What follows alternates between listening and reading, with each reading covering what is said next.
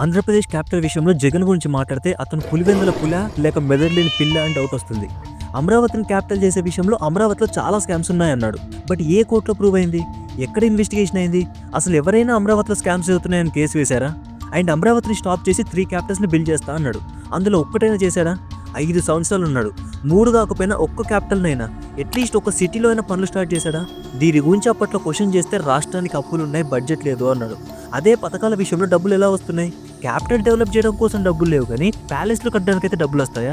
Decentralisation అన్న పేరుతో రాష్ట్రాన్ని డిస్టర్బ్ చేశాడు.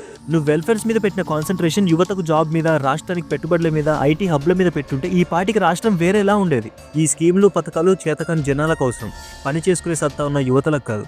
5 రూపాయలు పేటెంట్ చేశాడని వాడికి జేజేలు కొడుతున్నారు. మారండ్రా కొంచెమైనా. డెవలప్మెంట్ అంటే డబ్బులు పంచడం కాదు. డబ్బులు పంచితే నువ్వు ఈరోజు తింటావు కావచ్చు, రేపు నీ రాష్ట్రంలో జాబులు లేకపోతే నీ పరిస్థితి ఏంటి? స్కూల్లో చదువుకున్నోడికైతే ఇవన్నీ అర్థమవుతాయి.